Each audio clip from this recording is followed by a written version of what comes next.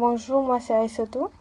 Je suis votre guest du jour. Je suis étudiante en Aerospace and Energy Engineering au Tokyo University of Agriculture and Technology.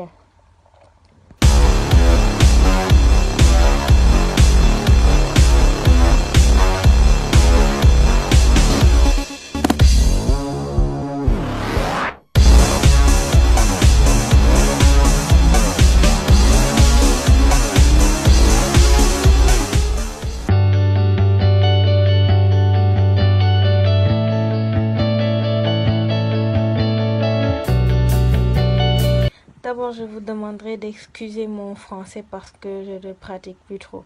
Pour les bacheliers, il y a 3 types de concours. Le dernier délai pour les dépôts cette année, je pense, c'est le 16 mai 2017.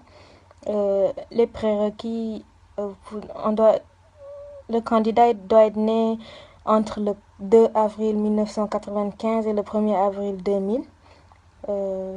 Maintenant, les étapes, ils vont d'abord choisir par rapport à vos résultats scolaires.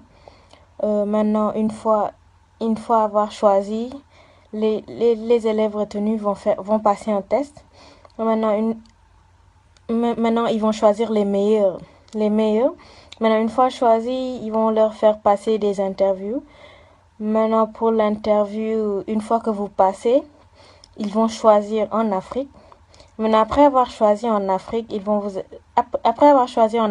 que vous êtes totalement, ça veut dire que vous êtes carrément choisi, ils vont vous attribuer une école.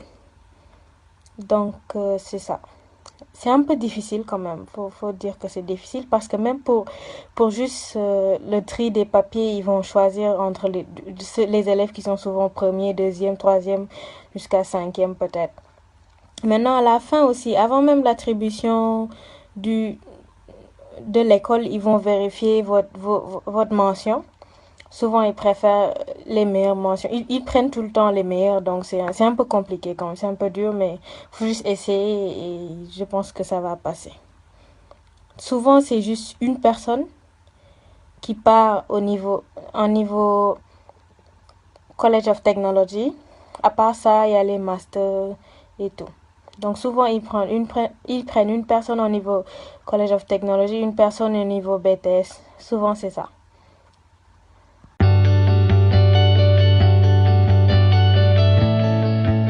Je disais, il y a 3 types de concours. Il y a le niveau...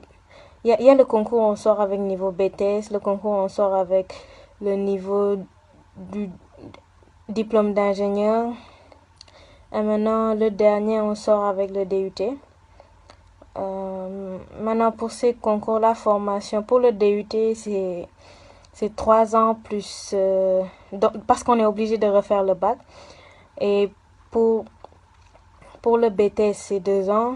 Pour le diplôme d'ingénieur, c'est 4 ans. Mais je précise que toutes les classes sont en japonais, on est obligé de faire une année de japonais avant de commencer la formation.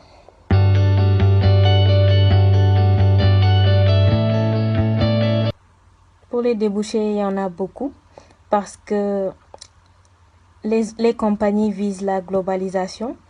Donc, ils considèrent beaucoup les étrangers, surtout par rapport à leur apport linguistique. Et la société japonaise, ils ne parlent pas trop anglais, ils parlent juste japonais souvent. Donc, ils te voient, je peux dire que les compagnies te voient comme de l'or parce qu'ils peuvent facilement te choisir pour les représenter, pour traiter avec d'autres pays et tout. Donc, il y a beaucoup de débouchés, je dirais.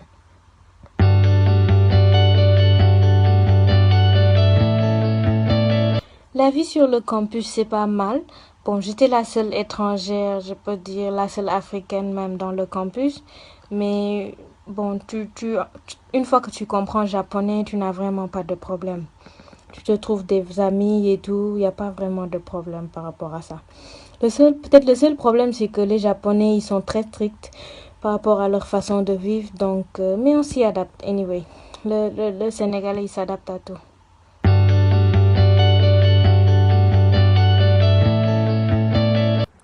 Je dirais que comme inconvénient, il y en a 2. La langue et la durée. Pour la durée, Figurez-vous que vous allez faire une année de japonais, puis vous refaites la terminale, donc une année encore. Et maintenant, vous faites 2 ans pour avoir votre DUT. Bon, ça se rattrape avec le diplôme d'ingénieur, car il ne vous restera que 2 ans pour avoir votre diplôme d'ingénieur. Et par rapport à là où ça nous mène aussi, ça vaut le coup, je pense. Avec beaucoup de débouchés, ça vaut le coup. À part ça, la langue, parce que tout est en japonais. Mais en même temps, c'est un avantage parce que ça vous aide à mieux maîtriser la langue. Donc, à la fin, vous avez fini votre formation, vous êtes intouchable en japonais. C'est ça. Les avantages, je dirais que les études ici sont souvent expérimentales. Donc, c'est des connaissances sûres et vous comprenez bien ce que vous faites quand même. Et c'est ça, il simplifie, il ne vous bourre pas trop, il simplifie beaucoup de choses. Donc, je pense que c'est intéressant, ça vaut le coup quand même.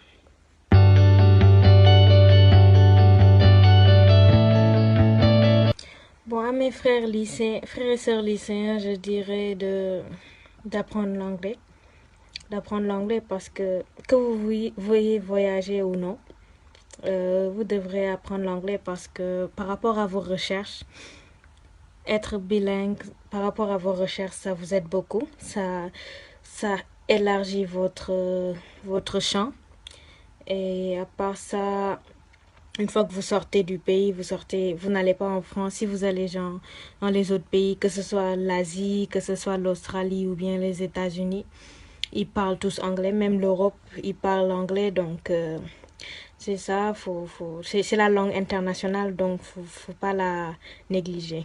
À part ça, je dirais et de bons résultats scolaires parce que c'est un travail, c'est un effort à long terme pour assurer votre avenir et c'est important. Dans la vie, c'est important. Donc, et aussi pour ceux qui font la terminale, ne négligez aucun concours. Faites tous les concours pour à la fin avoir le choix, avoir largement le choix sur ce que vous voulez faire dans l'avenir.